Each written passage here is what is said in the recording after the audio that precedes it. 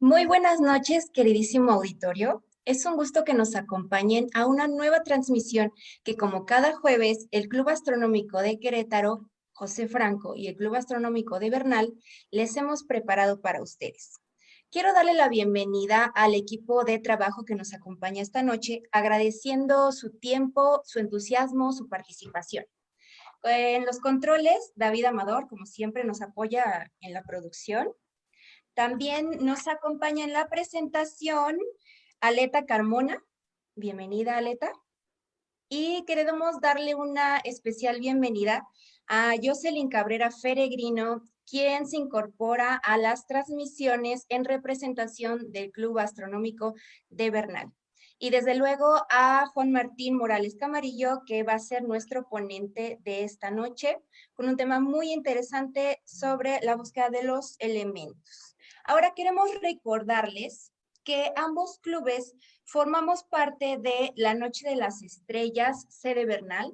También formamos parte de la red de divulgadores de la ciencia de Querétaro, del proyecto aspirante a Geoparque Mundial UNESCO, Peña de Bernal y Triángulo Sagrado.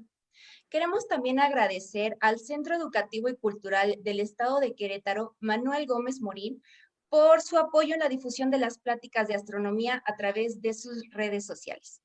Y bueno, astroamigos y astroamigas, esta noche tenemos preparadas varias sorpresas para ustedes.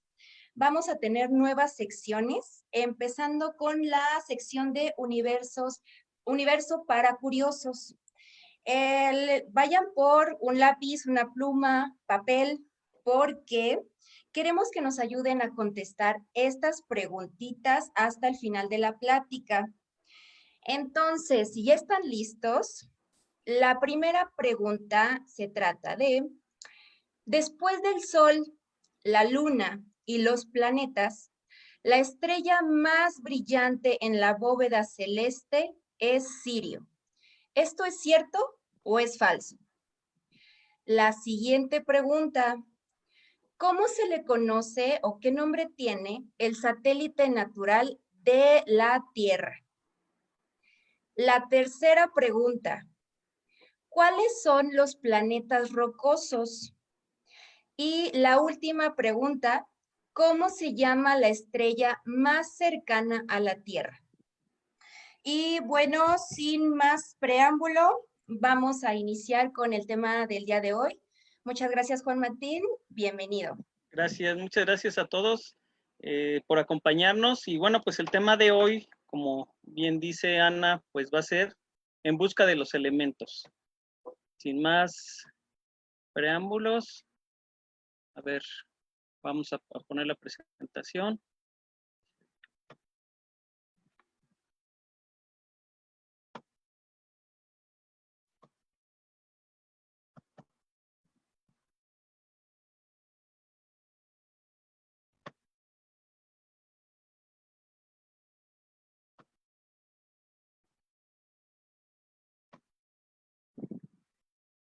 Bueno, aquí está listo. Este es el tema de hoy, es en busca de los elementos y propiamente hablamos de los elementos químicos.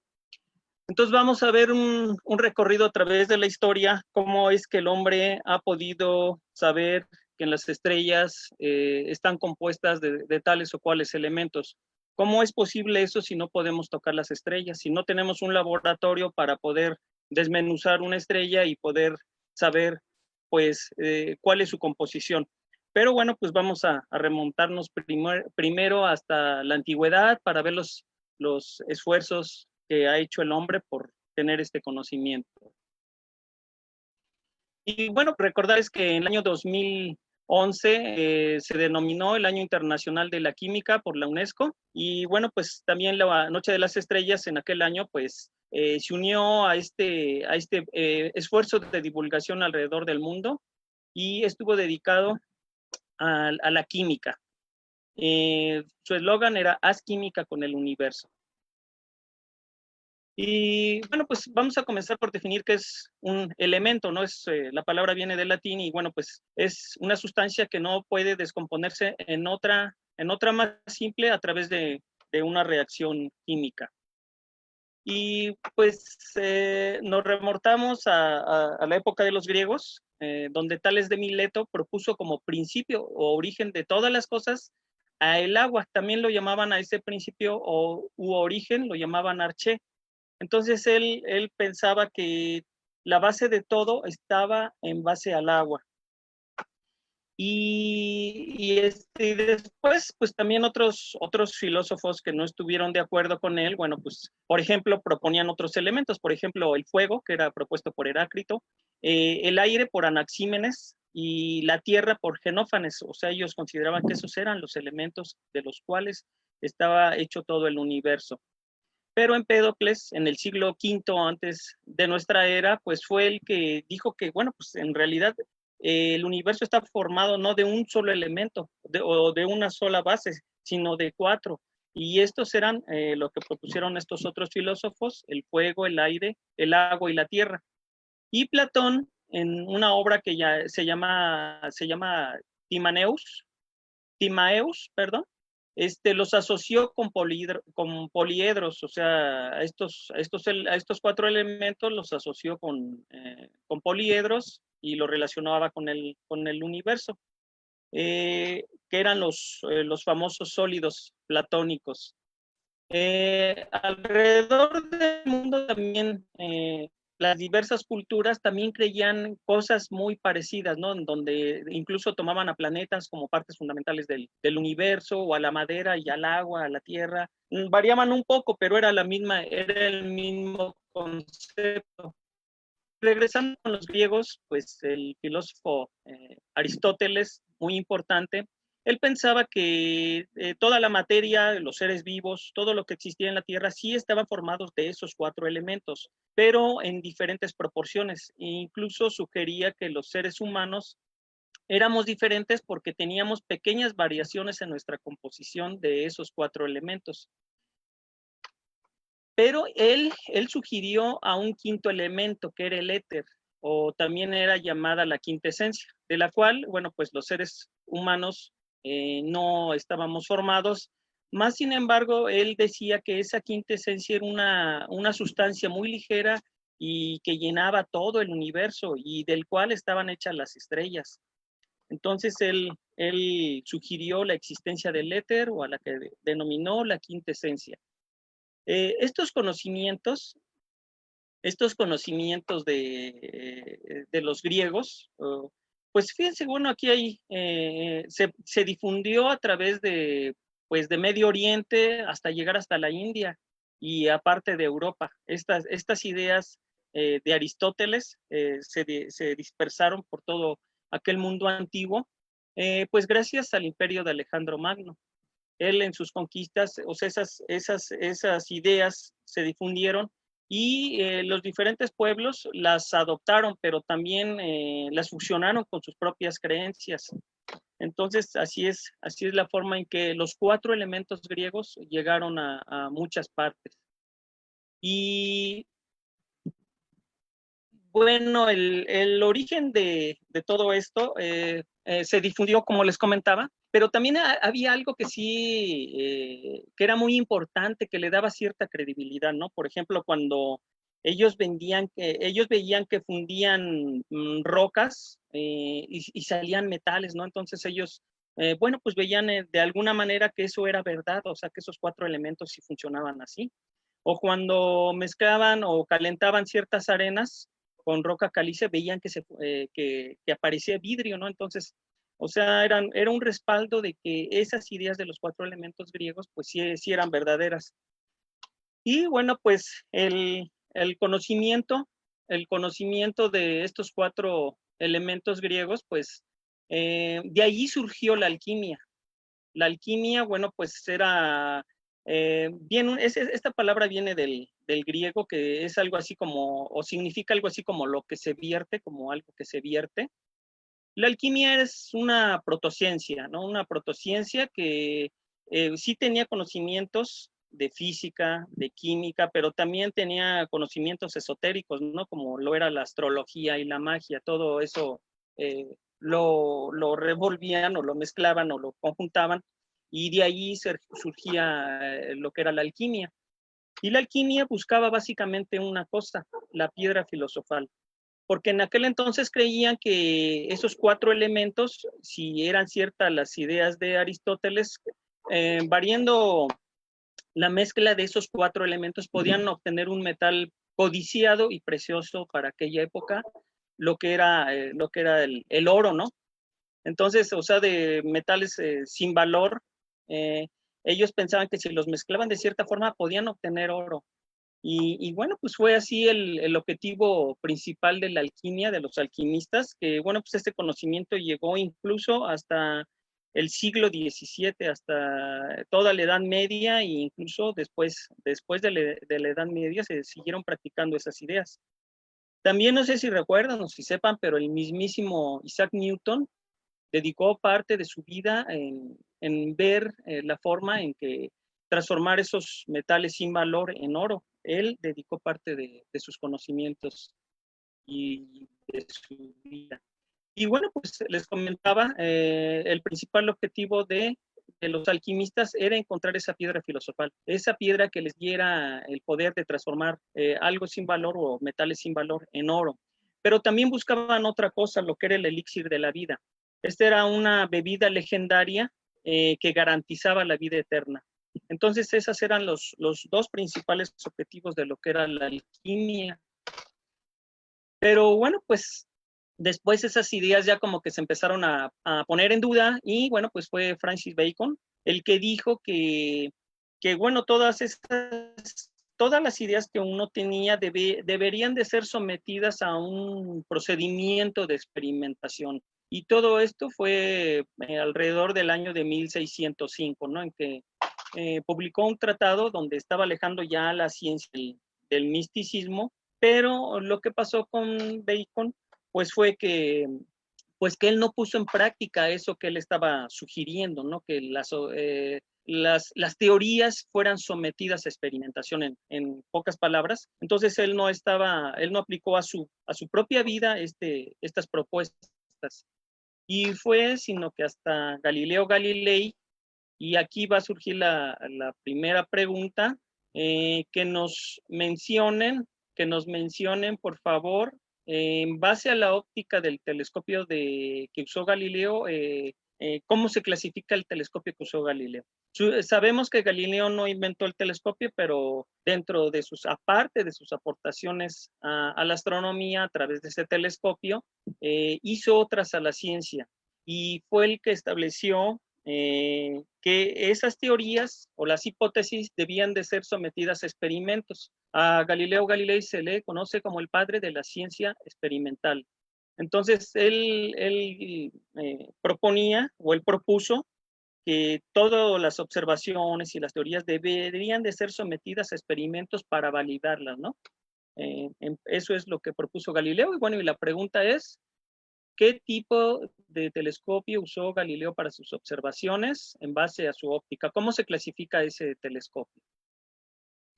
Y bueno, pues el fin de los 4 elementos antiguos llegó con Robert Boyle, quien propuso en un libro que se llamaba El químico escéptico, en que los elementos eran sustancias básicas de las que estaba constituida toda la materia, pero no eran 4, sino que eran unas sustancias básicas. Y ahorita nos remontamos a la propuesta que hizo Demócrito acerca de la definición de átomo, ¿no?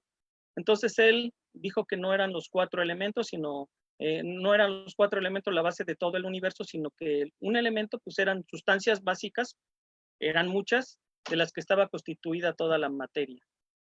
Y bueno, pues aquí tenemos la definición de un elemento químico, como lo dijimos al principio, que es muy simple, que es una sustancia que no se puede descomponer en otra más simple a través de reacciones químicas. Y en la naturaleza, bueno, pues se han descubierto 118 elementos, de los cuales, bueno, en total, no en la naturaleza, sino que se han descubierto 118 elementos, pero de los cuales, eso sí se encuentran en la naturaleza, hay 90 elementos que son, podemos decir que muy abundantes, se encuentran en cantidades muy abundantes, y hay 8 elementos en los que de la degradación de otros elementos, por ejemplo, elementos radiactivos, se forman, pero están también en pequeñas cantidades. Y bueno, pues de todos estos elementos que ha descubierto el hombre en la antigüedad, pues básicamente el hombre conocía a los metales, ¿no? Como al oro, la plata, el cobre, el hierro, el estaño y el plomo. Y en la época de los alquimistas, a pesar de sus ideas un poco esotéricas, también se descubrieron algunos elementos, como el arsénico, el antimonio, el bismuto y el zinc. Y fíjense que, bueno, pues en aquel entonces, igual que ahora, pero bueno, pues había en aquel entonces unas ideas que estaban muy arraigadas y que tenían miles de años, ¿no? Por ejemplo, las ideas de los filósofos griegos, pues tenían más de 1500 años de ser aceptadas por los humanos, ¿no? Entonces, poco a poco esas ideas de los filósofos griegos, pues fueron cayendo una tras otra, y entre las que, pues también incluso encontramos el que creer que la Tierra era el centro del universo, ¿no? Entonces, todo poco a poco eso se fue terminando, y con los elementos químicos no fue la excepción. Y una gran pregunta que se hacían en aquel entonces es por qué ardían las cosas, ¿no? O sea, por qué se quemaban las cosas, ¿no? Y entonces, en aquel entonces existía una teoría que se llamaba la teoría del flogisto. Supuestamente esta sustancia, todas las cosas lo tenían, ¿no? Y una cosa que ardía mucho significaba que tenía mucho flogisto. Y bueno, pues estas ideas fueron propuestas por Johann Becher y también respaldadas por Ernest Stahl. Entonces ellos también apoyaban estas ideas de la teoría del flogisto, en donde pues la defendían, ¿no? Decían que las sustancias que ardían mucho, pues tenían mucho flogisto, y las cosas que no ardían, pues tenían muy poco flogisto. Y bueno, pues así, así se mantenía esa idea. Y en esa época de la era del flogisto, también se descubrieron varios elementos químicos. Aquí en esta tablita, pues hay muchos, solo menciono algunos: el fósforo, el cobalto, el platino, el níquel, el hidrógeno y el nitrógeno, ¿no? Entonces, fueron descubiertos varios elementos, de los cuales aquí menciono algunos, entre los años de 1669 hasta 1783. Ya en la época de Newton y también de Messier y de William Herschel, ¿no? Ellos vivieron en esa época, y bueno, pues todavía tenían esas ideas en aquel entonces. Pero bueno, pues llegó este gran químico, el químico Antoine Laurent Lavoisier, químico francés, al que se considera como el padre de la química moderna, y también se cuestionó la misma pregunta de que por qué ardían las cosas. Pero él empezó a tomar medida de sus cosas, empezó a usar una balanza para sus mediciones, y estudió al plomo, al azufre y al estaño. Entonces los puso a arder, y bueno, pues va siendo el resultado de que teóricamente al arder, estas sustancias o todas las sustancias deberían de perder la cantidad de flogisto y deberían de pesar menos. Pero ¿cuál va siendo la sorpresa de Lavoisier? Que al usar estas sustancias como el plomo, el azufre y el estaño, en lugar de pesar menos, pesaban más. Entonces eso contradecía totalmente a la teoría de flogisto. Y bueno, pues aparte de descubrir el oxígeno, logró ver la verdadera razón de la combustión. Y esta era de que el oxígeno, al reaccionar con otra sustancia, que lógicamente se oxidaba, ardía y producía normalmente la combustión. ¿Qué es la combustión? O la definición de combustión es eso, ¿no? Que es una reacción entre el oxígeno y una sustancia oxidante que va acompañada del desprendimiento de energía, y a veces se manifiesta con incandescencia o llama. Bueno, pues él descubrió esto, aparte de ser el descubridor del oxígeno. Y bueno, pues él ya con estos experimentos dio por finalizada la teoría del flogisto. Ya para entonces esa teoría fue abandonada. Y en cuanto al átomo, bueno, pues nos remontamos hasta la época de los griegos. Un átomo, bueno, pues como Demócrito lo planteó, aquí no aparece en este diagrama, pero bueno, pues él planteaba que un átomo era algo indivisible, ¿no? Que eran como pequeñas partículas de las que estaban formadas toda la materia. Y después, en el año de 1803, pues tenemos a John Dalton, en donde pues él propuso una teoría atómica en la que eran minúsculas partículas esféricas, indivisibles e inmutables, iguales entre sí a cada elemento químico, ¿no? Él sugería que había unas partículas minúsculas e indivisibles. Y bueno, pues de este descubrimiento dedujo que el átomo debía ser una esfera de materia cargada positivamente, en cuyo interior estaban incrustados los electrones. Después, bueno, esto último fue propuesto por J.J. Thomson. Ya a diferencia de Dalton, él ya estuvo sugiriendo de que el átomo estaba constituido de cierta carga eléctrica. Y luego vino Rutherford, nos vamos a saltar hasta Rutherford, quien dedujo que el átomo debía de estar formado por una corteza con electrones girando alrededor de un núcleo central cargado positivamente. Y Niels Bohr, en el año de 1913, propuso un nuevo modelo atómico según el cual los electrones giran alrededor del núcleo en unos niveles bien definidos. Ya ahí empezaban a establecer niveles. Y con la ayuda, Sommerfeld en el año también de 1913, con la ayuda de la teoría de la relatividad de Albert Einstein, hizo algunas modificaciones al modelo de Bohr. Y bueno, pues después, ya más recientemente, pues ya tenemos a la idea del átomo, sí, con un núcleo central, donde hay quarks, donde hay partículas más pequeñas que los neutrones y los protones, que está formada de quarks, y después viene una nubecilla, pues, donde están los electrones. Y bueno, pues ese es el modelo reciente. David, si me puedes ayudar hacia mano derecha, ¿cuál es el último modelo que no lo alcanzo a ver aquí? El último modelo, el científico que lo propuso. Es Heisenberg. Heisenberg. Y bueno, pues si me puedes, Heisenberg, ¿qué tipo de aportaciones hizo? Ese fue en el año de 1900. ¿Es el último Cito el dato? texto. El modelo atómico de Heisenberg, cito el dato que viene en la presentación. Sí. El modelo atómico de Heisenberg concebía originalmente los electrones como ondas de materia. Así la ecuación se interpretaba como la ecuación ondulatoria que describía la evolución y el tiempo en el espacio de dicha materia. Ok, bueno, pues ese es lo que llevó al modelo actual que se tiene del átomo.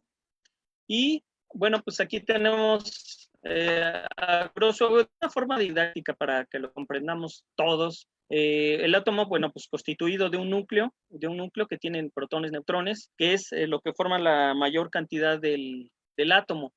Y bueno, pues alrededor de ese núcleo, pues están los electroncitos, que les digo que son tan pequeños que, pues básicamente el peso atómico, pues lo viene conformando el átomo. Y bueno, pues el número atómico de cualquier átomo, pues depende del número de protones que hay en su núcleo.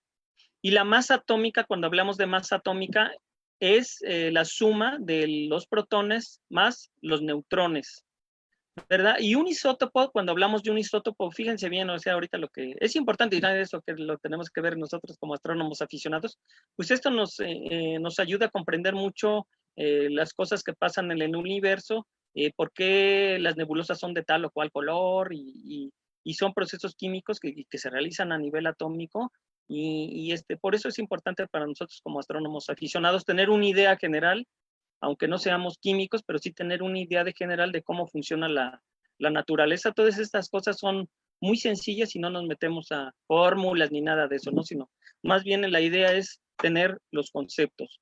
Entonces dijimos que el número atómico Z, que se representa con una Z, es el número de protones y es por el cual están ordenados todos los elementos químicos en la tabla periódica. Y la masa atómica, entonces, que se representa con una A mayúscula, es el número de átomos, el número de protones más neutrones que se encuentran en el núcleo. Y los isótopos son aquellos elementos químicos, o sea, son aquellos elementos, ahora sí que de un mismo elemento químico, que tiene el mismo número de protones, pero su masa atómica es diferente. ¿Por qué? Porque varían los neutrones, ¿no? Entonces, vamos a quedarnos con esa pequeña idea.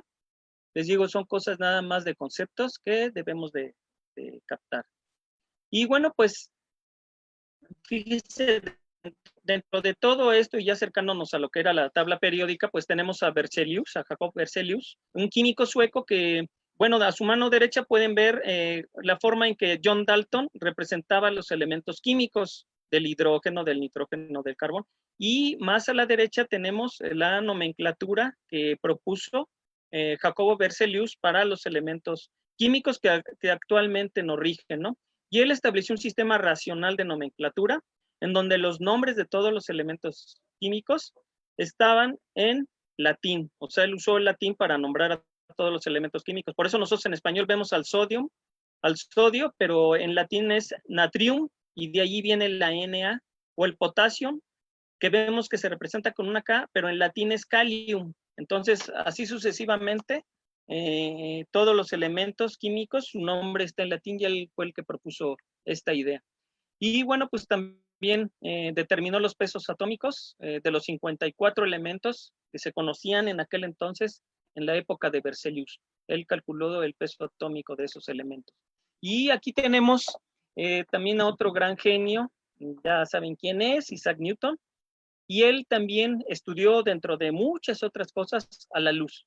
Él sí inventó un telescopio, y aquí viene la siguiente pregunta. En base a la óptica del telescopio que inventó Newton, ¿cómo se clasifica ese telescopio? En base a la óptica, ¿cómo lo clasificamos? Hay una clasificación en forma general en base a la óptica de los telescopios, y se clasifican en tres. Uno que vendría cayendo en el telescopio que usó Galileo, otro al telescopio que usó Newton, y hay un tercero que es la combinación de ambos. Pero bueno, pues en este caso estamos preguntando, en base a la óptica, qué tipo de telescopio o cómo se clasifica al telescopio que inventó Newton. Y bueno, pues continuando con el tema, bueno, pues Newton usó un prisma y descompuso la luz. Al pasar un haz de luz a través de un prisma, se dio cuenta que la luz se descomponía en 7 colores. Miren, yo he oído por allí que dicen que la luz tiene muchísimas tonalidades y muchísimos colores. Claro que sí las tiene, pero todo esto siempre se han marcado o establecido rangos para la mejor comprensión de nuestro conocimiento. Por ejemplo, ustedes saben que una abeja ve no sé cuántas tonalidades de colores, pero nosotros humanos no tenemos esa capacidad. Y bueno, pues se han establecido en base a ciertas longitudes de onda, pues los 7 colores, como son el rojo, el naranja, el amarillo, el verde, el azul y el violeta. Claro que hay muchísimas más tonalidades, pero bueno, pues estas son el rango de manera general y para una mayor comprensión de los 7 colores, que son los colores que nosotros podemos ver con nuestros ojos del arco iris. Y fíjense que, bueno, pues ese es a lo que llegó Newton, ¿no? Se dio cuenta que se podían descomponer la luz blanca en 7 colores. ¿Y qué pasaría si pusiéramos otro prisma? O sea, pasa la luz blanca a través de un prisma, se descompone en 7 colores. Pero si nosotros ponemos otro prisma enseguida de esos 7 colores, lo que vamos a ver es que se vuelve a convertir la luz en luz blanca. Pero bueno, regresando al tema, miren, vemos aquí a William Hyde Wollaston, que en el año de 1802 encontró algunas rupturas en el espectro, ¿no? O sea, él observó que pasando luz solar por una pequeña rendija y luego por un prisma, aparecían sí los colores en los que se descomponía, en lo que descubrió Isaac Newton, pero observó unas pequeñas líneas oscuras como las que vemos aquí en esta diapositiva.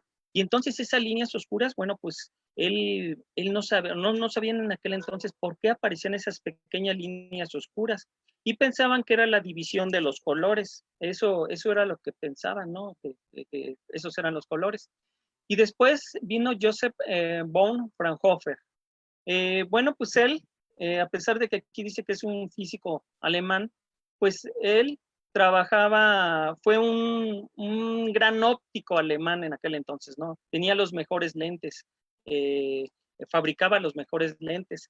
Y él no solo descubrió 7, sino descubrió 574 líneas del espectro solar.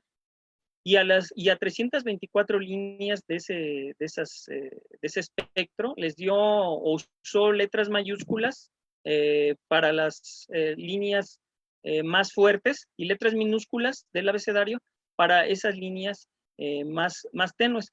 Pero lo que resulta que aquí, fíjense que Fraunhofer, pues sí vio esas líneas y las descubrió y les dio cierta nomenclatura, pero él las usaba para ver la calidad de sus vidrios y de sus lentes.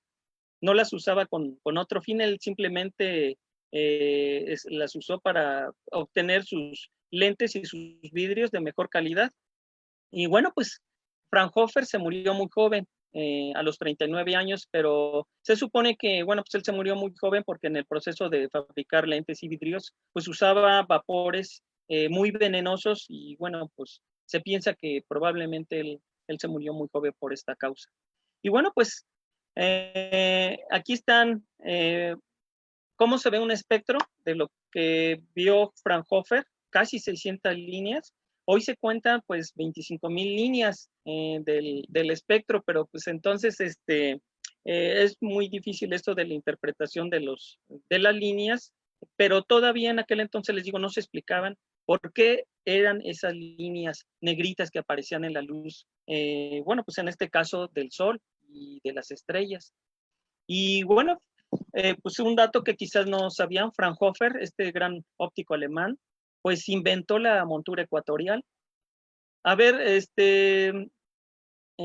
ver si alguien del auditorio nos puede decir que es, de una manera muy sencilla, en qué se basa una montura ecuatorial de los telescopios. Sabemos que hay telescopios motorizados que decimos que tienen una montura ecuatorial.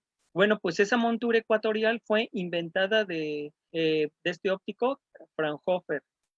Y fíjense que también hizo un telescopio refractor, pues muy bueno, ¿no? Con una calidad muy buena, y fue con la que otro astrónomo, von Struck, realizó trabajos sobre estrellas dobles. Y con una réplica idéntica a este telescopio que hizo Fraunhofer, en el Observatorio de Berlín en 1829, Johann Gottfried Galle descubrió al planeta Neptuno en el año de 1846. Entonces, fíjense, era tal la calidad de sus lentes que hizo estos dos telescopios, y uno permitió el descubrimiento de Neptuno en el año de 1846. Y a mano derecha, bueno, pues tenemos una imagen del telescopio que hizo Fraunhofer. Y pues seguía el misterio de esa línea, les digo, pues todavía ahí aparecían esas líneas negras, pero nadie sabía qué significaban esas líneas.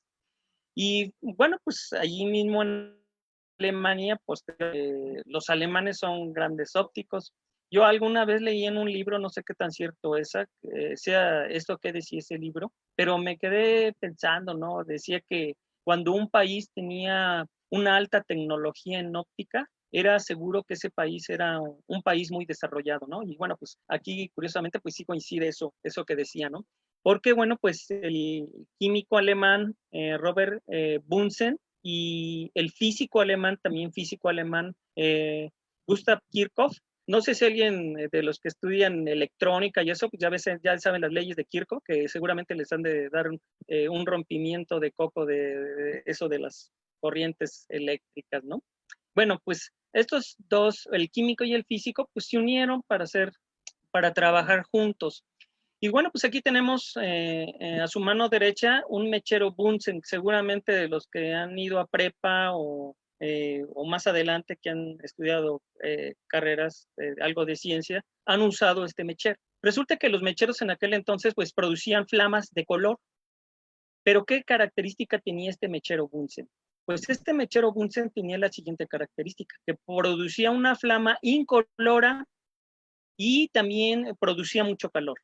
Esto que permitía, pues, estudiar sustancias o sales químicas de tal manera que cuando uno ponía una sal allí en ese mechero, como la flama era incolora, desprendía cierto color, y eso permitía identificar de qué tipo de sustancia se trataba. Entonces, este fue pues un invento de Bunsen, que bueno, propiamente él no hizo el mechero, sino él describió ciertas características y se lo dio a un mecánico de la universidad allá por el año de 1854, y diseñó este mechero. Y bueno, pues así tenemos que los fuegos artificiales, ya ven que, bueno, ya están prohibidos y ya no hay que hacer tanto por el calentamiento global. Pero bueno, pues los fuegos artificiales, los colores de los fuegos artificiales se deben a que tienen diferentes elementos químicos. Por ejemplo, aquí el estroncio, pues ya ven ahí los colores, el calcio, el sodio, el bario y el cobre, ¿no? Dan diferentes colores. Y a su mano derecha, pues tienen la flama que dan esos mismos elementos al estudiarlos en un mechero Bunsen. Y bueno, pues en medio, pues eso que ven ustedes ahí, esas son las sales, por ejemplo, la sal de cobre, cloruro de sodio, etcétera, que son las que se usan para estudiar estos elementos. Pero bueno, pues, ¿qué es lo que pasaba? En una ocasión, fíjense que, estos dos personajes iban en un tren. Aquí en literatura menciona una distancia muy exagerada, no la creo, hay que revisarla, pero vamos a dejarlo en que iban en un tren y a lo lejos observaban que se estaba quemando una salazón. Una salazón es un lugar donde se almacenan pescados, ¿no? Pescados, pero ¿saben ustedes qué es lo que se usa para conservar a los pescados? Pues el cloruro de sodio, ¿no? La sal es un conservador natural, entonces a los pescados les echan sal. Pero resulta que ellos se les ocurrió que estaban viendo ese incendio y se les ocurrió ver a través del prisma. Y lo que observaron fue el color del cloruro de sodio. Entonces ellos pues capitalizaron esa idea, oye, pues está quemando esto, pero a través del prisma lo que se produce es una luz amarillenta. Entonces ya vieron ellos en el laboratorio que el color del sodio pues era de un color característico amarillo. Y entonces ellos pues llegaron y concluyeron bueno, si podían observar algo a gran distancia y daba ciertos colores, pues revelaba qué elemento químico tenía. Y entonces esto, ¿qué creen que nos lleva, no? Pues a las estrellas, ¿no? Porque gracias a este descubrimiento, pues ellos inmediatamente se dieron cuenta que podían estudiar las estrellas y que los colores de las estrellas pues, iban a revelar cierta información de lo que estaban hechas. Y ellos también se dieron cuenta en sus estudios, al pasar los elementos químicos a través de su mechero y de un espectrómetro, se dieron cuenta que, bueno, aquí están los espectros de emisión, que empezaron a estudiar Kirchhoff y Bunsen de diferentes elementos químicos. Se dieron cuenta que esa rayita representaba los elementos químicos y eran como huellas digitales de los elementos químicos. Y aquí tenemos espectros de emisión, pero también hay copias, digamos, de alguna manera en negativo, donde lo que está negro aquí es de colores y esas rayitas que aquí se ven de colores son negras, son un negativo, y tenemos así espectros de emisión y espectros de absorción. Y aquí está un diagrama de un espectroscopio que se usa para estudiar precisamente eso, los espectros. Es el que inventaron ellos. Y entonces ellos lograron por fin resolver de qué se trataban esas rayitas negras que, bueno, pues anteriormente habían visto y no sabían de qué eran. Y ellos lograron darle una adecuada interpretación a esas rayitas y lograron descubrir que eran líneas características de cada elemento químico. En la plática del agua, no sé si recuerdan nada más que aquí como que no apareció la animación, que es a nivel atómico cómo se forma la luz.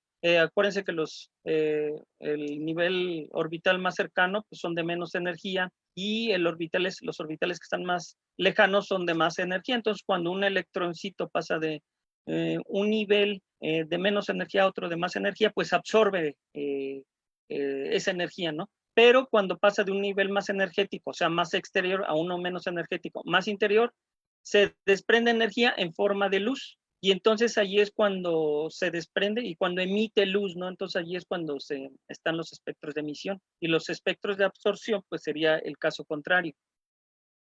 Y aquí tenemos este diagrama donde tenemos también un espectro continuo a mano izquierda, que eso se refiere a un objeto sólido incandescente o un gas muy denso y caliente sometido a una muy alta presión que emite un espectro continuo de luz. Aquí no se ven las rayitas. Y por otro lado, cuando tenemos tenue y caliente, emite un espectro de líneas brillantes, como aquí en la parte de abajo. Es decir, que le emite luz tan solo en ciertas longitudes de onda, ¿no? Y un espectro de una fuente continua observado a través de un gas más frío emite líneas oscuras superpuestas, que es el espectro de absorción, que está en la parte derecha arriba, ¿no? Entonces, allí están los diferentes tipos de espectros: el espectro continuo, algo moviente; el espectro de emisión, algo que pasa un gas caliente, un gas tenue y caliente, bueno, pues emite esas líneas de espectrales. Y cuando una fuente de luz pasa a través de un gas más frío, pues quedan registradas las líneas de absorción. Y bueno, pues aquí ya nada más comentarles que son un ejemplo de las líneas de un espectro de absorción del Sol. Esto nada más como un ejemplo. Y bueno, pues dentro del espectroscopio, aquí algunos elementos que se descubrieron a través de un espectroscopio, pues tenemos al cesio, al rubidio, al talio y al indio. Pero fíjense que en el año 1868, los astrónomos observaron el Sol en un espectroscopio durante un eclipse solar. Y entonces un francés, Pierre-Jules César Jensen, descubrió una nueva línea amarilla. Pero el astrónomo inglés Norman Lockyer lo llamó helio, del griego, que significa sol. Entonces así es como fue descubierto el helio en el Sol. Ya se empezaron a descubrir, bueno, este fue el primer elemento que se descubrió en una estrella a través de este método. Y bueno, pues resulta que se descubrieron varios elementos, ¿no? Pero ya vimos desde la antigüedad, conocían los metales, los alquimistas descubrieron otros, Kirchhoff y Bunsen descubrieron otros con el espectroscopio, pero había que ordenar a todos estos elementos, ¿no? Que tenían tenían algún orden, qué características tenían. Y bueno, pues esto se hizo a través de algo que se conoce como la tabla periódica, ¿no? Y eso quiere decir que en ciertos periodos, pues, se repiten ciertas características. Y entonces aquí vamos a ver un poco la historia de cómo fue resuelto este ordenar de los elementos químicos. Ya había varios elementos, había que ordenarlos, tenía ciertas características o no las tenían. Bueno, esto fue, aquí no sé qué pasó con esta diapositiva, pero bueno, esta fue una propuesta de John Newlands en 1863 y propuso que los elementos se ordenaran en octavas. Él observó que un elemento químico al octavo se repetían ciertas características y ciertas propiedades. Cada 8 elementos se repetían esas propiedades. Y resulta, pero bueno, pues eso no fue muy bien vista esta propuesta de Newlands, no la aceptaron, aduciendo que dicha propuesta era muy arbitraria y que sugería casi como que un orden alfabético de los elementos.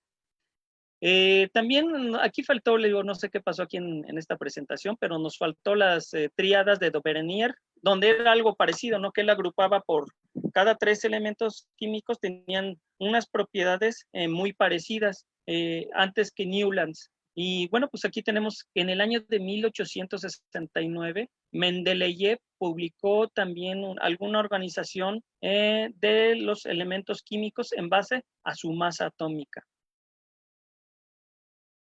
Al mismo tiempo, Lothar Meyer, un alemán, publicó también su propia tabla periódica, independientemente de Mendeleev, donde también los ordenó a los elementos químicos en base a su masa atómica. Y bueno, pues aquí está una muestra, aquí está Mendeleev a mano izquierda, ahí en su biblioteca, y a mano derecha tenemos la primera tabla de Mendeleev, que contenía 63 elementos químicos, y Henry Moseley en el año de 1913, mediante estudios de rayos X, determinó la carga nuclear, o sea, el número atómico de los elementos, y reagrupó los elementos en orden creciente a su número atómico. Y bueno, pues Glinte Seaborg descubrió 10 nuevos elementos en el año de 1944. Y sacó 14 elementos de la estructura principal de la tabla periódica, proponiendo su actual ubicación debajo de la serie, lo que se conocen como los lantánidos. Y el objetivo de haber hecho eso es para hacer más compacta la tabla periódica. Ese era el objetivo. Estos elementos químicos tenían ciertas características, sacaron esos elementos, los actínidos y los lantánidos, con la finalidad de hacer más compacta, la tabla periódica. Y bueno, este personaje, Glinte Seaborg, bueno, pues es el único que en vida, porque ya se murió, él vivió de 1912 a 1999, que en vida tuvo el honor de tener el nombre de un elemento químico. Y bueno, pues les comentaba la tabla periódica, aquí se puede apreciar, a grandes rasgos se divide en forma horizontal en lo que se conocen como periodos y de forma vertical en lo que se conocen como grupos. Los que están agrupados como grupos así en forma vertical pues tienen características muy similares. Y bueno, pues aquí nada más rápidamente está la tabla periódica. Y aquí fíjense que no vamos a ver así cosas muy complejas, pero yo un día fui a una exposición y me quedé, pues esta persona que no recuerdo quién era, pero era una exposición donde ponía precisamente los espectros de cada elemento químico. Pero me gustó mucho eso que esta persona decía. Miren, digamos que el Big Bang está en el primer nivel, ahí donde está el hidrógeno, y al lado contrario está el helio. Esas serían las oficinas. Si esto lo viéramos como un edificio, esas serían las oficinas del Big Bang, ¿no? Y en el segundo nivel están las oficinas de la vida. Ahí tenemos, ya saben de qué estamos formados básicamente la mayor cantidad de nosotros, a base del chono, del famoso chon, que es carbono, hidrógeno, oxígeno y nitrógeno. Entonces allí en el segundo periodo, pues están las oficinas de la vida, ¿no? A grandes rasgos, nosotros estamos formados de eso. Y en el cuarto periodo están las oficinas de la Tierra, donde en esas oficinas pues tenemos que la mayor composición de la corteza terrestre pues es silicio y oxígeno. Entonces, me gustó mucho esto, ¿no? Que viéndolo como un edificio, y lo dividiéramos como pequeñas oficinas, pues así estarían ordenadas las oficinas de cosas que son importantes para nosotros. Pero ahora, bueno, pues resulta que de estos elementos químicos, ya vimos más o menos cómo se ordenan y todo, pues tienen diferentes nombres, pero ¿de dónde vienen esos nombres? Y muchos de esos nombres están relacionados a cuerpos celestes, como en este caso que aquí comentamos, que los elementos químicos en honor a planetas, pues está el mercurio, el uranio de Urano, Neptunio de Neptuno, plutonio de Plutón, cerio del asteroide Ceres, y titanio, este es de una mitología de los titanes, ¿no? Entonces, fíjense que entonces cuando hablamos de estos elementos químicos, pues esos elementos químicos están hechos en honor a estos planetas y es algo muy bonito. También tenemos elementos químicos que están relacionados a lugares. Por ejemplo, el selenio, pues ya saben cuál es la diosa de la luna, Selene. También aquí, como por ejemplo Magnesia, este es un lugar, una comarca de Grecia, aquí puse una foto de allá de Magnesia, y Galio, pues de una región de Francia, de que es Galia, y así hay otros elementos químicos relacionados con otros lugares. También hay elementos químicos que hacen referencia a sus propiedades, como por ejemplo el berilio, que aquí tenemos una imagen del berilio, que es una esmeralda de color verde. El hidrógeno, estamos viendo de qué hacen referencia a sus propiedades, engendrador de agua, eso es lo que significa hidrógeno, nitrógeno, engendrador de nitratos, oxígeno, formador de ácidos, oxis. Acuérdense que los elementos químicos tienen nombre en latín, entonces de allí es de donde vienen. Hay algunos otros, ya nada más les comento yo esto. Y bueno, pues del nombre que hacen referencia a mitología, por ejemplo, está Vanadio, de Vanadis, diosa escandinava, y aquí tenemos la imagen de Palas, diosa de la sabiduría, es una diosa griega, y bueno, pues el elemento químico relacionado, pues es el paladio. Hay algunos otros que aparecen aquí en la diapositiva, pero lo dejamos así. También tenemos nombres de elementos químicos en honor a científicos, por ejemplo, el curio, que es en honor a Pierre y Marie Curie, el estenio en honor a Albert Einstein, el fermio en honor a Enrico Fermi, Mendelevio en honor al químico ruso Dmitry Ivanovich Mendeleev, el que propuso cómo ordenar los elementos químicos en la tabla periódica. Y bueno, aquí les vamos a hacer otra pregunta. Así como en astronomía Así como en astronomía hay una Unión Astronómica Internacional que se encarga de todo lo que tiene que ver con los cuerpos celestes, cómo se llaman, las nomenclaturas, las características. En química hay una organización que se encarga de algo similar, pero relativo a la química. La pregunta sería que nos dijeran el nombre de esa organización que se encarga de todo lo que tiene que ver con la nomenclatura de los elementos químicos. Y bueno, pues aquí comentarles que a partir del número 104 se ha tomado la decisión de darles el nombre del elemento, o sea, el 104, el 105, pero en latín, hasta que se defina cuál es el nombre de ese elemento químico, ya de forma definitiva. Por lo pronto se les asigna un número que se pronuncia así en latín. Y bueno, pues, ¿ustedes creen que el universo es realmente conocido para nosotros? Pues la sorpresa es de que no, porque la mayor parte del universo, como lo comentábamos también en el tema de la luz mensajera de las estrellas, nosotros conocemos muy poco de nuestro universo. La mayor parte pues está formada de energía oscura, un 74%, y un 22% está formada de materia oscura. Solo un 4% es lo que pues se conoce como materia bariónica, que es la materia de la que estamos hechos nosotros y todas las cosas que podemos percibir, ¿no?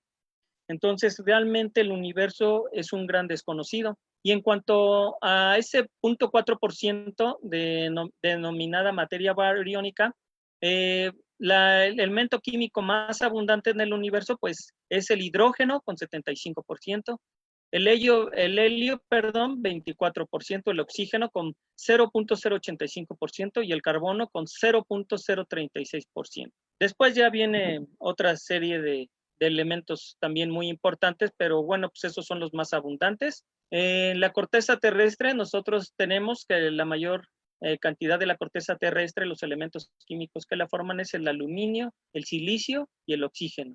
Y bueno, pues abajo estaba lo que ya comentábamos de la composición del universo. Aquí brevemente, nada más unas diapositivas para darnos idea del tamaño de nuestra estrella. También ya le habíamos pasado estas diapositivas en el tema de la luz en el universo, pero aquí las ponemos porque es importante tener una idea de lo que les voy a comentar ahorita.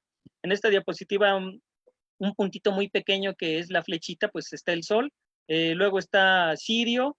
Bueno, el Sol apunta a la estrellita más pequeña. Sirio, Pollux y Arcturus, ¿no? Arturo, del Boyero, de la constelación del Boyero. Y aquí es donde sí ya el Sol viene siendo un pequeño punto, Sirio, también un puntito blanco, Pollux, Arcturus, Rigel y Aldebarán. Y tenemos a Betelgeuse, que es una estrella gigante, y de acá, si no me equivoco, porque no veo el nombre, pero es Antares, ¿no? También es una estrella súper gigante roja. Entonces, nada más para ver el tamaño de las estrellas. Y fíjense que antes no se sabía, o ya hasta recién iniciado el siglo XX, fue cuando se logró saber, bueno, pues los elementos químicos de dónde vienen, ¿no? De dónde vienen. Todo lo que tenemos aquí en la Tierra no se formó, ni nosotros mismos. Los elementos químicos de los que fuimos formados, pues fueron formados en las estrellas. Y en estrellas del tamaño como nuestro Sol, se llega a formar hasta el elemento químico, el fierro, ¿no? El fierro. Y luego, los elementos químicos más pesados, hablamos del oro, la plata, y los más pesados, los que les gusten los más pesados, son formados en estrellas de supernovas. O sea, estamos hablando que, por ejemplo, como dicen, ya lo hemos repetido muchas veces, pero es algo que se oye hasta poético, pero es real, que el calcio de nuestros huesos, el fierro de nuestra sangre, todo eso, el oro de nuestras joyas, ha sido formado en las estrellas, ¿no?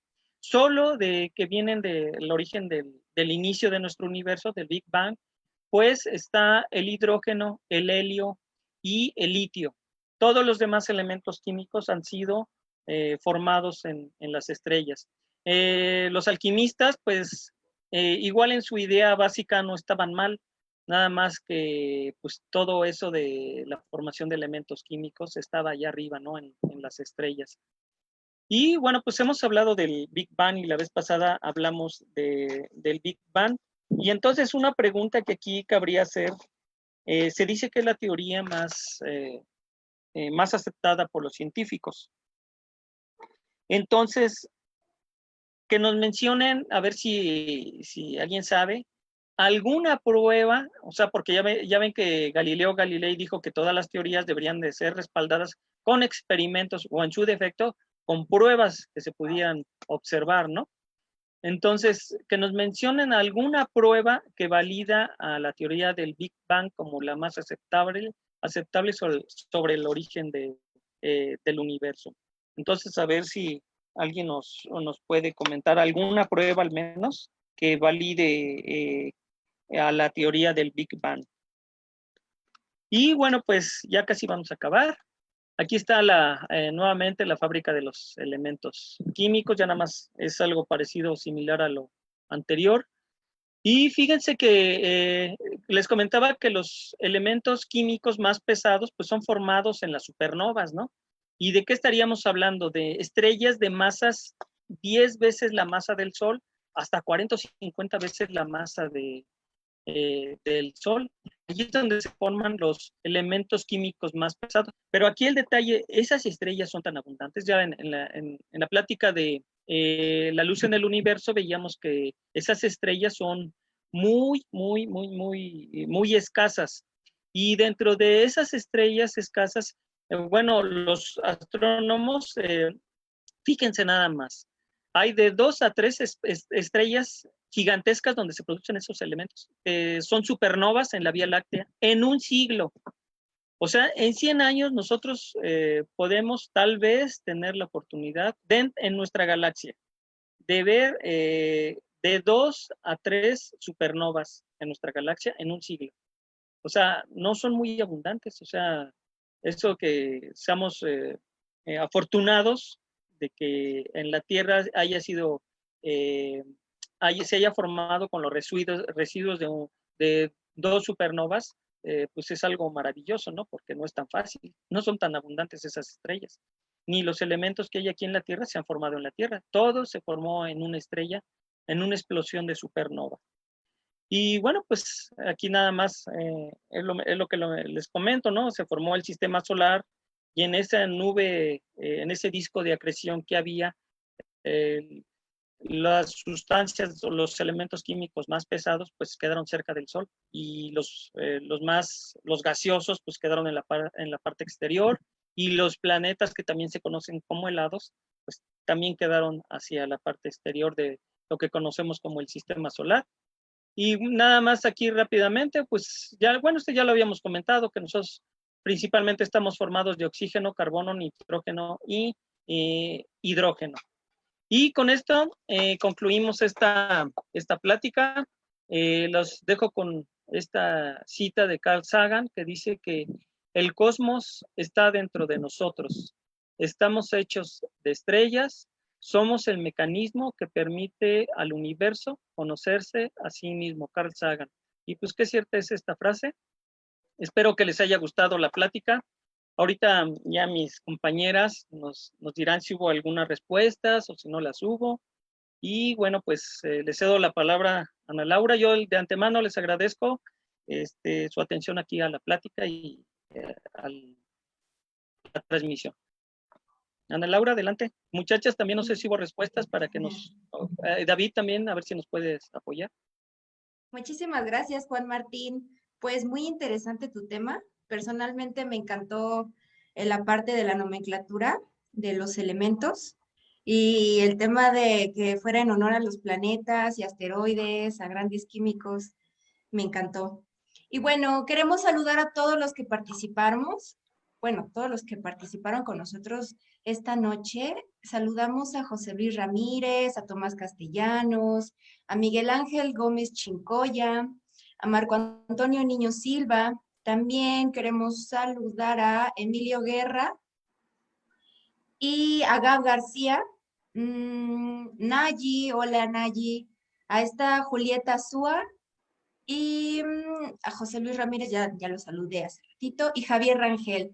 Muchísimas gracias por su participación. Ahora sí vamos a dar inicio a las respuestas de las preguntas hechas del tema.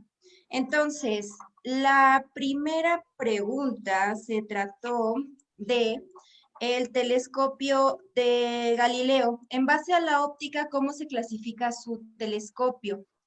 En esta pregunta respondieron, tenemos aquí a Emilio Guerra, respondió que se trata de un telescopio de refracción. Sí. También Miguel Ángel Gómez Chincoya respondió, el telescopio que usó Galileo por ser construido a base de lentes es un refractor. Muy bien. También tenemos que Gab García dice que respecto a la pregunta del telescopio de Galileo es del tipo refractor. Y creo que hasta ahí sería la primera pregunta. Entonces todos estuvieron correctos, ¿es verdad, Juan Martín? Sí. Perfecto. No sé si alguna compañera me quiere apoyar en la segunda pregunta o le continuamos. Andalet, no sé si quieres. Sí, la segunda pregunta fue, en base a la óptica, ¿cómo se clasifica el telescopio que inventó Newton? Por aquí, pues tenemos también algunas respuestas.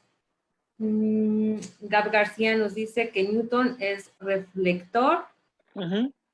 Javier Rangel también dice, bueno, por aquí él nos pone que son refractores, el objetivo de lentes, reflectores con objetivo de espejos y catadióptricos los mixtos.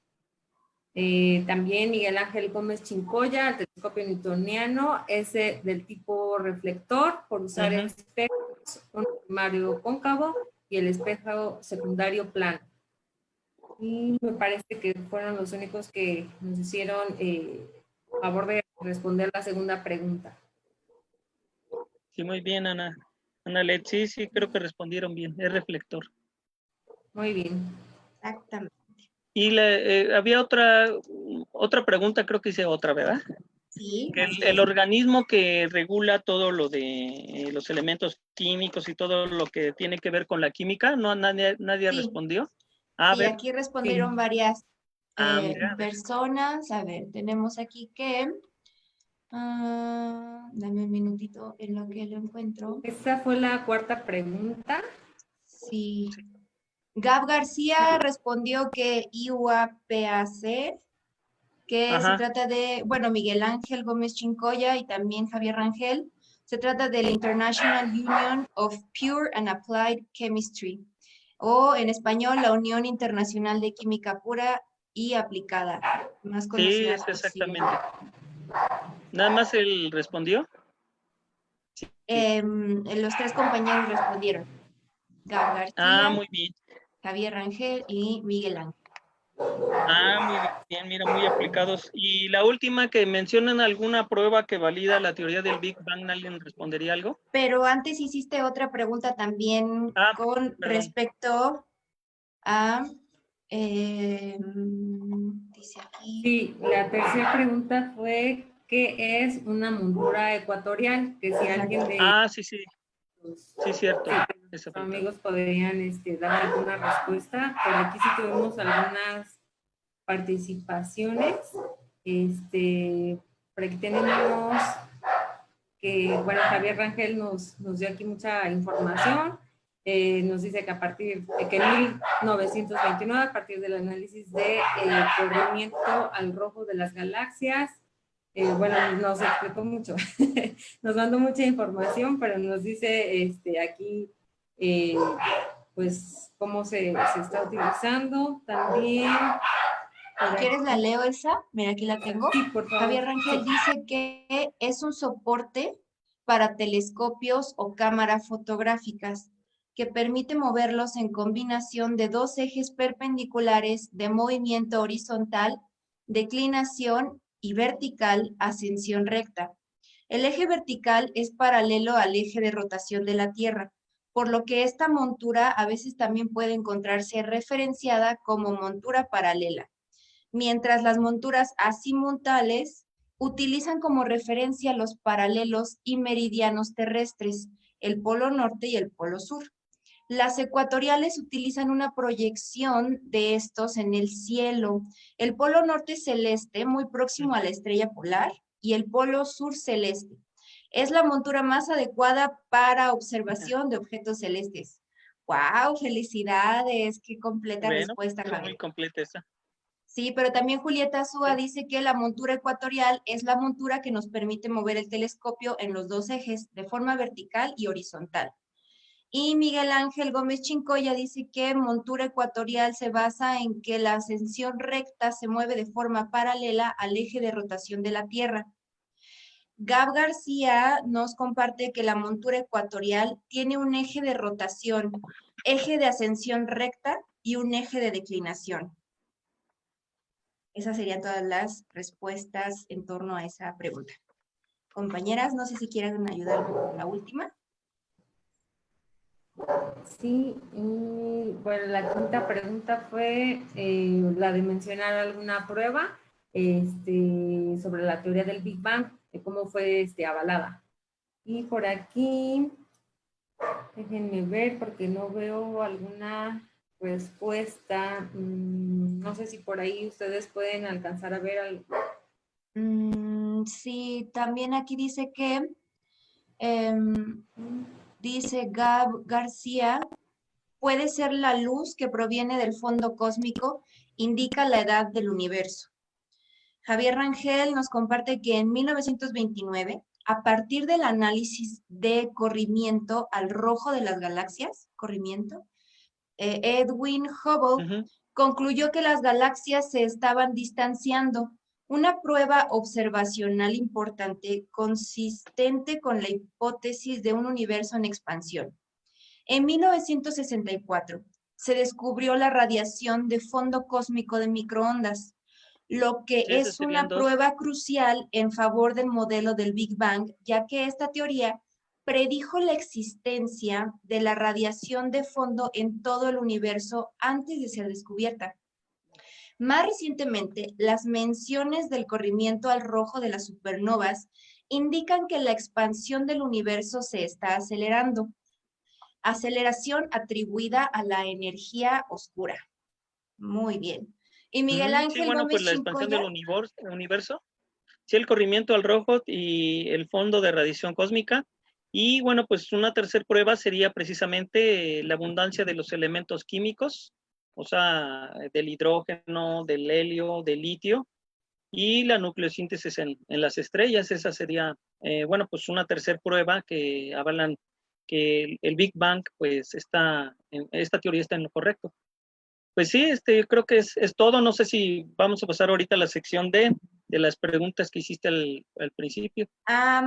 Primero vamos a pasar con la sección nueva, en donde nuestra compañera Jocelyn nos va a compartir el personaje y tema de la semana. Adelante, Jocelyn.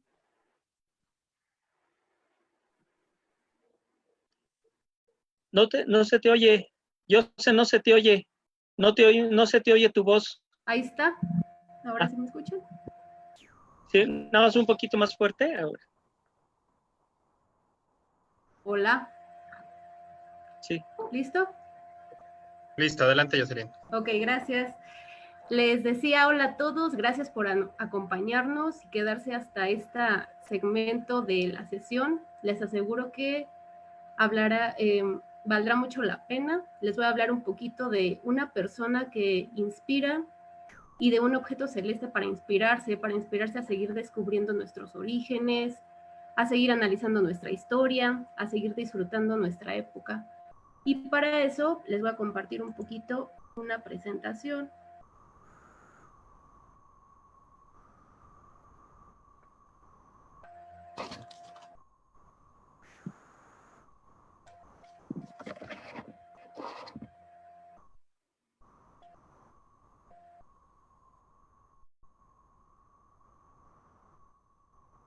ver si ahí se ve.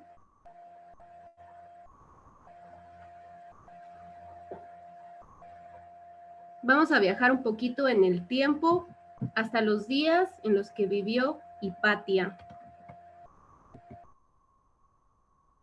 Ella nació en una ciudad cosmopolita de Alejandría que formaba parte del Imperio Romano y se calcula que nació en el siglo IV. Su padre y maestro fue Teón y fue quien la animó a seguir estudiando, a apasionarse por la ciencia. Fue un matemático y astrónomo y ejercía como profesor en la Biblioteca de Alejandría. Esta biblioteca también fue en la que Hipatia participó como profesora y fue en un momento histórico porque estaba el debate acerca de la posición de la Tierra en el universo.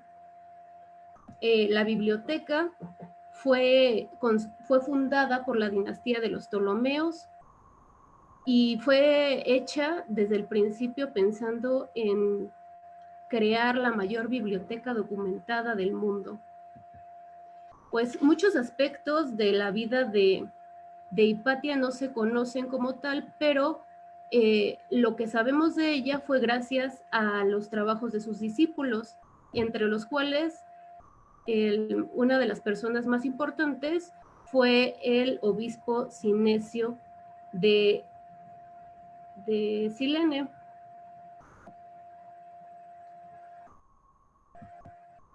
Y bueno, en lo que se refiere a las ciencias aplicadas, sabemos gracias a sus discípulos que llegó a confeccionar un planisferio celeste y un hidroscopio para pesar los líquidos, así como el diseño de un astrolabio. Y sobre su colaboración en la interpretación y el estudio del Almagesto de Ptolomeo, se patenta que estuvo participando gracias al comentario que puso su padre, que aparece entre comillas, comentario de Teón de Alejandría al tercer libro del Sistema Matemático de Ptolomeo, edición controlada por la filósofa Hipatia, que es mi hija. Y bueno, la relación entre los miembros de la comunidad pitagórica se establecía a partir de la amistad, no existía una estructura jerarquizada como tal. Entonces, también apoyaban la igualdad de género y en consecuencia admitían bajo las mismas condiciones a hombres y a mujeres. Creían que todas las personas, con independencia de su cultura, clase social y género, eran capaces de llegar a conocer el mundo perfecto porque todos tenían la misma alma. Por eso es que destacaba también una mujer, al igual que algunos otros pensadores de la época. Y pues fue precisamente esta forma en la que vivía Hipatia, en que representó hacia el año del 415 al 416 pues una situación de peligro para algunos grupos religiosos, ya que hacia el año 380 más o menos fue que se instauró la religión cristiana en el Imperio Romano y algunos grupos extremistas pues no aceptaban ciertas creencias como el paganismo de Hipatia, a pesar de que ella era tolerante a cualquier opinión y creencia, y acudían mucho a ella precisamente por esto y porque pues era una persona muy culta. Algunos dicen que fue un obispo el que mandó a hacer todo esta situación para que finalmente entre el año 415 y 416 fuera brutalmente asesinada. A partir de este momento se dio entonces entrada al oscurantismo medieval y se dejó de lado el pensamiento clásico.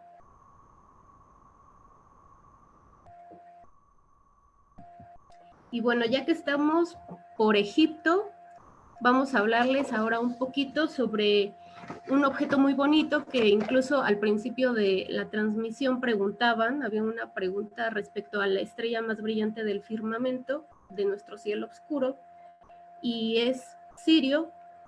Esta estrella es súper conocida por el antiguo Egipto, por la salida ilíaca de Sirio, marcaba las inundaciones del río, era un fenómeno súper importante porque de eso dependía que tuvieran cosechas el resto del año. Entonces vamos a movernos un poquito ahora. Tenemos que Sirio es un sistema de dos componentes. La primera es la más grande, es Sirio A. Esta es una estrella blanca, se encuentra dentro de la secuencia principal y tiene un tipo espectral A1V. Está aproximadamente a unos 8.6 años luz del sistema solar.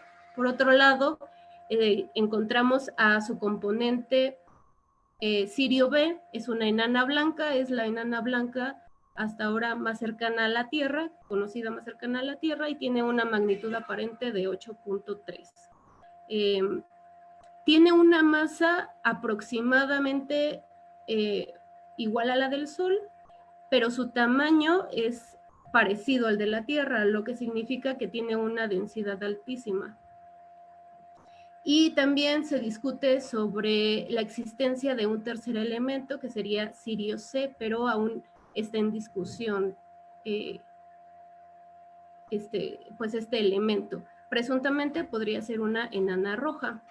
Este modelo tiene una magnitud aparente de menos 1.46, que correspondería al mayor de los tres, que sería Sirio A, y como les comentaba, pues es la estrella más brillante de nuestro cielo oscuro.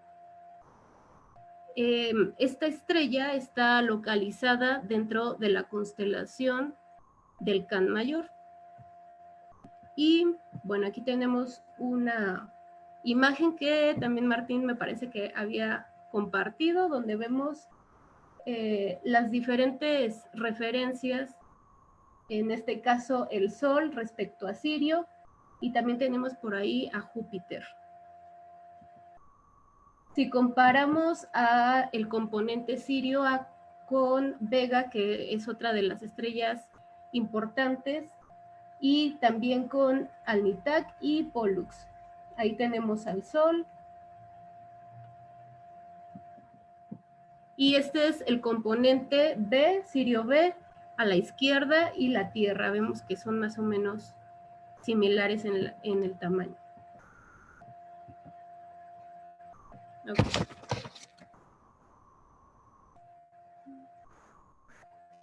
Voy a compartirles ahora.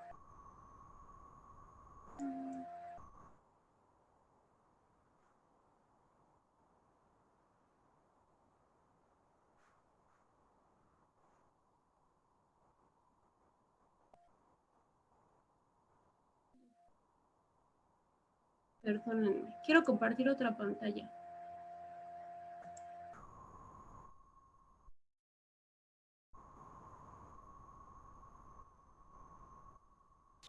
Jocelyn, deja de compartir esta pantalla y vuelve a iniciar. Es el proceso más fácil.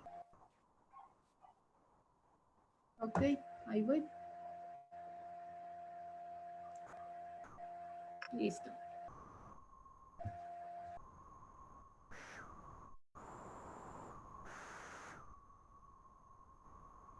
Lo que les quiero compartir súper rápido es un evento que era importante en el tiempo de cuando estaban los antiguos egipcios y veían un fenómeno que, como les comentaba al principio, la salida de la Ilíaca de Sirio era el que marcaba el tiempo de las crecidas del Nilo. Entonces voy a poner aquí unos parámetros.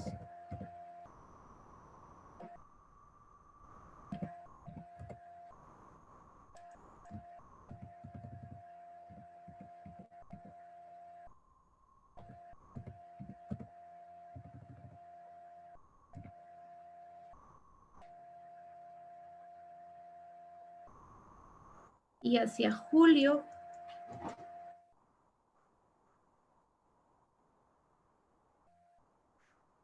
a la hora del amanecer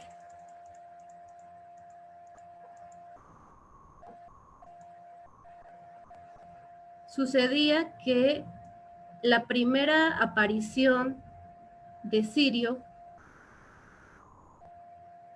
sobre el horizonte este marcaba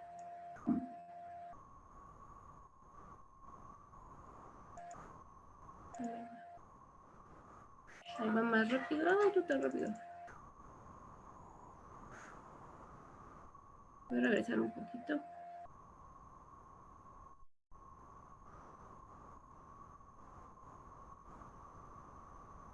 Ok, este momento en el que Sirio se alcanza a ver por última vez con los rayos del sol, era para ellos el momento en el que empezaba el solsticio de verano, pero coincidía cada 1460 años cuando aparecía Sirio al este, unos pocos minutos después que el sol.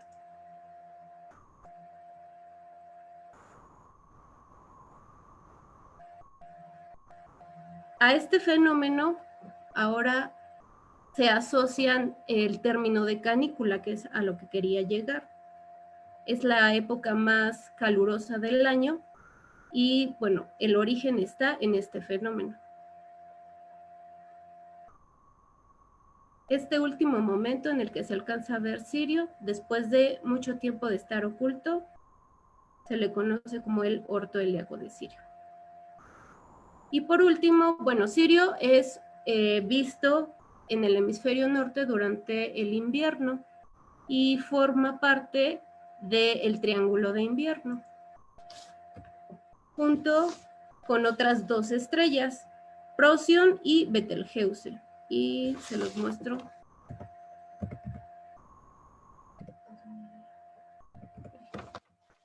Entonces nos vamos hacia diciembre.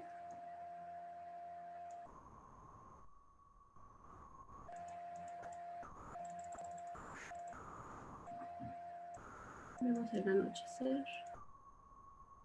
Y ahí viene hacia las 10 de la noche, 11 de la noche. Vemos que está la estrella brillante Sirio, Procyon del Can Menor y Betelgeuse de Orión. Ese es el llamado Triángulo de Invierno. Este es nuestro objeto de la semana. Ojalá que se interesen y pues investiguen también lo que está relacionado mitológicamente a él, es muy interesante. Gracias. Felicidades, Jocelyn, excelente explicación. Padrísima tu participación. Y ya casi terminamos, astroamigos y astroamigas, no se nos vayan. Vamos ahora a cederle la palabra a la compañera Aleta para que nos comparta su sección de Conoce tu cielo. Analet, ¿andas por aquí? Sí, aquí andamos. Bueno, pues agradecemos que sigan aquí con nosotros y bueno, nada más así de rápido, igual para que ustedes puedan observar a simple vista, pues lo que ahorita podemos estar, pues viendo, ¿no? En el cielo sin ningún problema. Bueno, esta semana estuvimos viendo Polus y Castor muy cerca de Venus. También por aquí tenemos que, bueno, de hecho hoy es una conjunción con Venus y Mercurio. Aquí en este caso Venus se va a ver, o bueno, se está viendo porque ya es hora, se está viendo 30 veces más brillante que Mercurio. Entonces igual si tienen oportunidad de salir y ver el cielo, compartirnos sus fotos, pues se los agradeceremos mucho. Pues igual para que ustedes se maravillen con todos estos espectáculos que tenemos oportunidad de ver. En este caso, ellos están distantes nada más 1 grado, entonces están muy cerca los dos, los podemos ver. Y bueno, también igual para mañana será luna nueva, también vamos a poder estar apreciando Venus y Mercurio como uno de los objetos más iluminados en el cielo. También por ahí se va a estar viendo Capella Y bueno, para el sábado, para el fin de semana y todo, ya va a empezar a estar la luna creciente, entonces igual van a tener la oportunidad de ver ahí así como, como de niños, ¿no? Que dibujamos la lunita con la estrellita.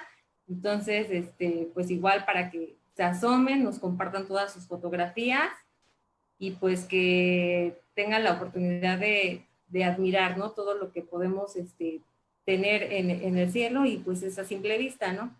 Podemos identificarlo fácilmente y pues igual para que todos estemos al pendiente. Padrísimo, pues muchísimas gracias.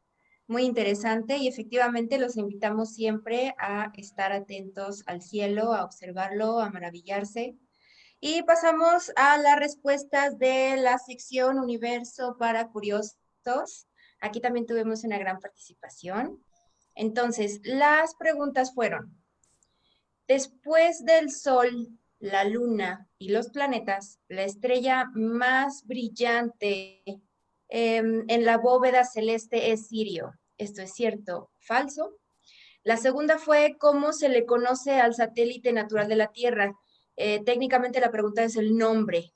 Y la tercera es cuáles son los planetas rocosos. La cuarta y última, cómo se llama a la estrella más cercana a la Tierra. Quien nos ayudó a responder fue Miguel Ángel. Nos dice que Sirio es la estrella más brillante, efectivamente. Se le conoce al satélite como la Luna. Los planetas interiores son los rocosos, Marte, Tierra, Venus, Mercurio. Y la estrella más cercana a la Tierra después del Sol es Próxima Centauri a 4.3 años luz. Entonces, pues si la más cercana a la Tierra es el Sol y luego ya Próxima Centauri, ¿es verdad, Juan Martín?